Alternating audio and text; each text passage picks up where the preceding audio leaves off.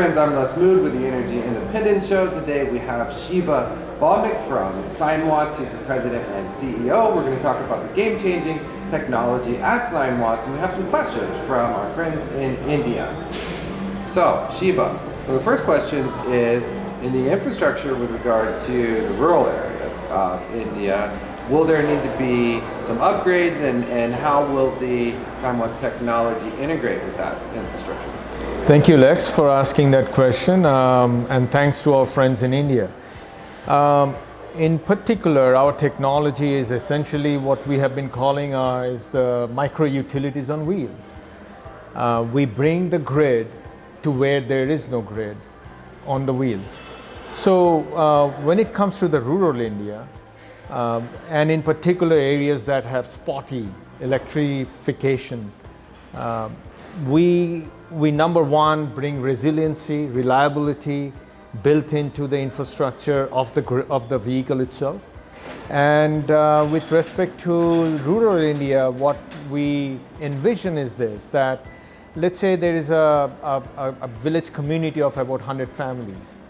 And if you go through the math, and we have done that a little bit, if you go through the math, we are finding that for about 200 kilowatts of solar, it sustains a family, it sustains a community of about 100 families, along with only like 6 or 7 vehicles that have the platform of the Sinewatts technology built into it.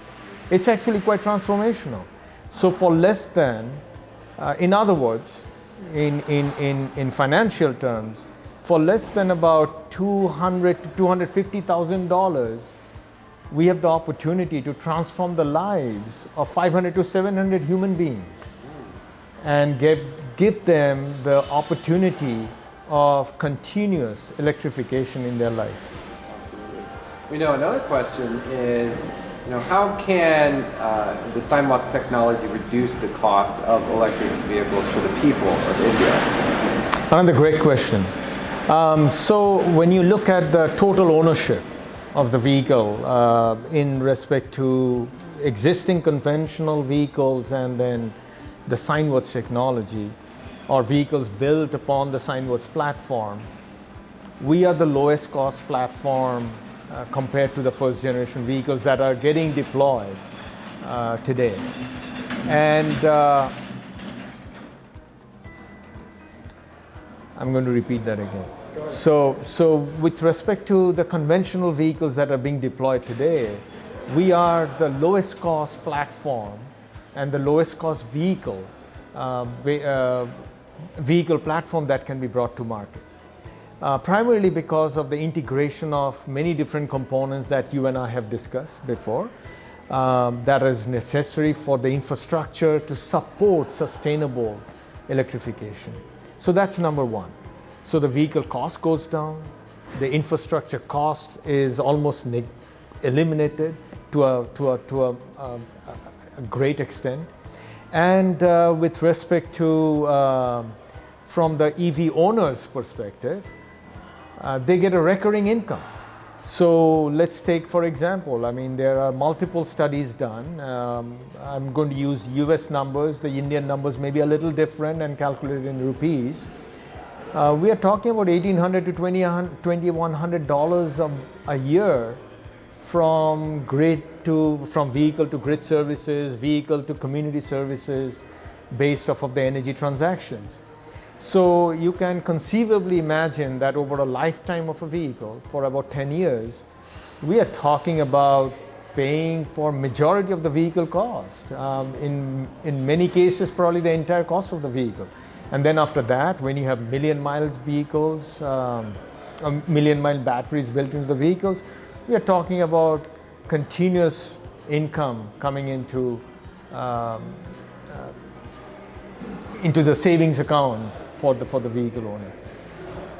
Absolutely. Well, yeah, it's important in India that income and savings is considered as the middle class grows. This could be a way for the savings to drive that growth. That's exactly right. The way we are looking at it is that, and you and I have briefly talked about it in other contexts, is that instead of instead of a huge amount of infrastructure build, that money or that kind of resources is now getting equally distributed at the grassroots level, and thereby we are uplifting the communities that have been marginalized or compromised in the past. So it seems like the Sinewatts technology is an opportunity, a game-changing technology that will uplift the opportunity of people in India, as well as increase the sustainability, reliability, and resilience of the grid in India. Yeah, the other way to probably carry that thought a little bit further and extending it a little bit more is that we view it, and we are humble about this, that we have the opportunity to make a transformational change for more than 1 billion human beings, and there is no greater purpose for an entity or a group of people to be able to make this happen. Right. And we want everybody's help to make this happen. You know, I have a question. The government of India is very interested in renewable energy, and it's leading in the development there. But there have been recent developments where utilities and efforts on the government's part are focused on EV charging stations, and it looks like there's a lot of money rolling into that. Would you think that right now would be a good opportunity to consider the Sinewatts technology being built into the electric vehicles, and do you think that it would even be necessary for a major infrastructure to be built when you take this into consideration? Yeah, well, very good question. So obviously our big play is the infrastructure cost reduction, and not only that, not just the cost aspect of it, the energy sustainability and scalability aspect of future deployment of electrical transportation or electric transportation. So maybe I'm going to answer your question a little differently, if I may. So there are 3 primary objectives that we believe we would be able to accomplish in India if this technology is deployed. Number 1 is that it is the infrastructure. We make it sustainable, we make it scalable, and we make it completely clean and highly efficient. Demand side energy efficiencies bring in disruptive transformation. So that's 1. Number 2, we believe that because the way the architecture would be deployed, and it is sustainable not just from a climate perspective, we also deliver equity in energy access. And that is very close and dear to me, because I do believe that as we are seeing with the rolling blackouts in California, the systems that are on the verge of the weaknesses, right? I mean, they are already compromised, and when severe amount of load will be demanded on the demand side and the generation side cannot handle it because of the intermittency of renewable generation, that is going to create unprecedented havoc and chaos on the grid. And believe it or not, I mean, it's probably almost obvious the most of the people that will suffer are the marginalized communities, because they cannot afford to bring in energy storage, whereas most other people in big cities and other places probably will. And so a big factor for what we're doing is we do believe that we have to bring everybody into the fray and help them through this process. It cannot be done by leaving out certain sectors and certain segments of the population to only go after electric transportation. It has to be done such that everybody can be part of it and nobody feels that they are left behind. Yeah. So that's number 2, if I may finish that. And number 3 is that obviously, I mean, the energy independence that comes along with it.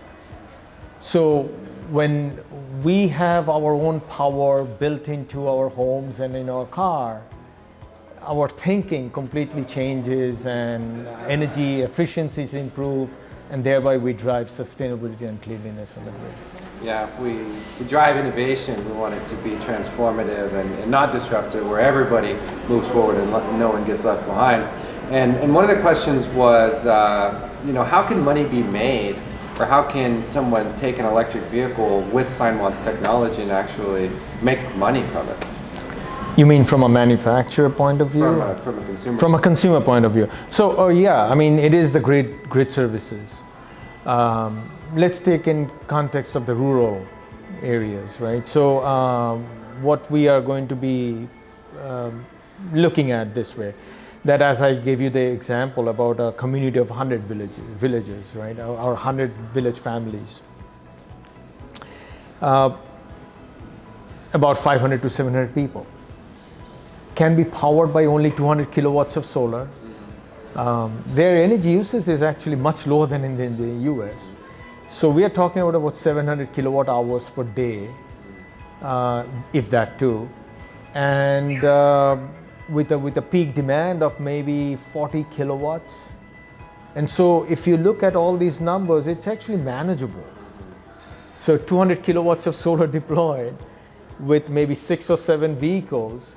And if in India we call them the governance of the villages are called panchayats. If the panchayat would decide that, okay, we can have a few more vehicles, then they can address also the transportation needs. They can keep rotating the vehicles while the others are servicing the grid. So now you have microgrids built into the vehicle as part of the transportation requirements of their own needs. And so suddenly you get 2 or 3 more things out of the same vehicle, and thereby you are saving a lot of cost. Right. So we are looking at maybe $200,000 to $250,000 that can completely transform the lives of 500 to 700 people. Right, and we know that DC fast chargers and the infrastructure costs required are into the hundreds of thousands, and so for what would otherwise be one charging station could transform the lives of a lot of people, and that's great to know that Sinewatts can do that. It's almost that, but I mean, just to be very clear that you and I are on the same page, the grid infrastructure build is not built into the cost if there is a grid infrastructure, and that's the beauty of the rural aspect. It can be a microgrid, so we don't have to bring in huge power lines over many hundreds of miles of high voltage power lines anymore, because it's all contained in the same community. Right, so you're leapfrogging the need for the infrastructure in the first place, as well as the localized That's exactly fast charging correct. units that would otherwise not be necessary with Sinewatts. That is just simply not possible with the centralized platform with wires being brought over hundreds of miles. At least not sustainably. Yeah, and not sustainably, not as cost effective. Right, and with the limited budget of any government or institution, it would only make sense to not incur that cost. Not even venture that way, that's correct. And another question is, as far as different types of vehicles, scooters and buses, and there's a lot of buses in India, there's a lot of scooters in India. Is it feasible to integrate the Sinewatts technology into those vehicles as well? Yeah, the beauty of what we have been trying to accomplish, rather, I think, it just fell into place because of the architecture. It's fully scalable. And when I say scalable, not from a system scalability, which we can, which you and I discussed the other day, this is actually more in the implementation of the technology, because it's segmented. So we can handle, in other words, in India, we have the 2-wheelers, the 3-wheelers, and now the 4-wheelers, SUVs and others, right? So it's fully scalable for the entire vehicle segment, or the various vehicle segments of the Indian market. Now, we do believe that without getting into the meat of our business plans and all that, there is a sweet spot where we believe that the technology makes the biggest impact, and we would pursue that. And we'll be more than willing to work with partners to adopt our technology into the other segments. Absolutely. You're working with a team, and this team of ambitious engineers is really impressive and inspiring. And my understanding is you've come up with a name for a prototype vehicle. Can you describe the meaning of the name and share that with us? Yeah, I mean, we are still working through the trademarking process of that. I mean, because we view the vehicle as a vehicle of electrification. So we came up with the name, what is the name for electricity in India, in Hindi, called Vidyut. So we are calling it the Vidyut India EV, the Vidyut India electric vehicle. Absolutely. Well, that's it, Shiba. Thank you for your time and for your insights and for sharing your answers with the India audience, as well as encouraging everyone in India with your efforts. It's very inspiring and the potential is huge. Thanks again for your time.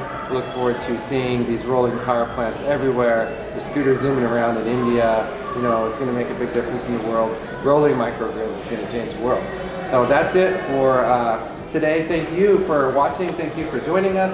We will see you next time. Feel free to like, comment, share, and follow, and make sure you visit Sinewatts.com.